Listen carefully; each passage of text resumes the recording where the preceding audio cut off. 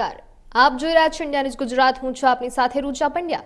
વાત કરીએ વિગતવાર સમાચારોની તો લોકસભાની ચૂંટણીને હવે ગણતરીના જ મહિનાઓ બાકી છે ને ત્યારે તંત્ર દ્વારા લોકસભાની ચૂંટણીની તડામાર તૈયારીઓ અત્યારથી જ શરૂ કરી દેવામાં આવી છે। વાત કરીએ તો લોકસભાની ચૂંટણીની તારીખો આગામી ટૂંક જ સમયમાં જાહેર પણ થઈ જાય તેવી સંભાવના વચ્ચે ડભોઈ સેવા સદનમાં ચૂંટણી અંગે તડામાર તૈયારીઓની પણ શરૂઆત કરી દેવામાં આવી છે અને જેના ખાસ ભાગરૂપે મતદાર કહી શકાય લોકોને જાગૃતિ માટે મામલતદાર દ્વારા મામલતદાર ખાતે પણ ઈવીએમ નિર્દેશન કાર્યક્રમ શરૂ કરવામાં આવ્યો હતો, જે કાર્યક્રમ અંતર્ગત તમામ અધિકારીઓ હાજર પણ રહ્યા હતા।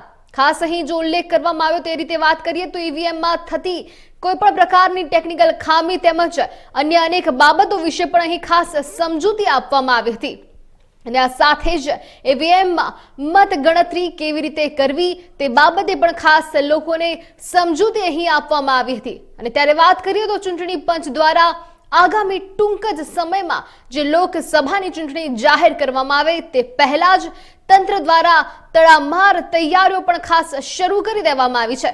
જે પ્રકારના આપ ટીવી સ્ક્રીન પર દ્રશ્યો જોઈ રહ્યા છો તે પ્રકારે બધાને ભેગા મળીને આ સમગ્ર માહિતી આપવામાં આવી। ઈવીએમ મશીન માટે ખાસ માહિતી પણ આપવામાં આવી, એમાં કેવી રીતે મતગણતરી થાય તેમાં કોઈ પણ પ્રકારની જો ટેકનિકલ ખામી હોય તેના વિશે પણ ખાસ અહીં માહિતી આપવામાં આવી। સમગ્ર જે લોકો ત્યાં ઉપસ્થિત હતા તેમને જાગૃત કરવામાં આવ્યા, તેમને સમગ્ર માહિતી ડિટેલ વાઇઝ આપવામાં આવી।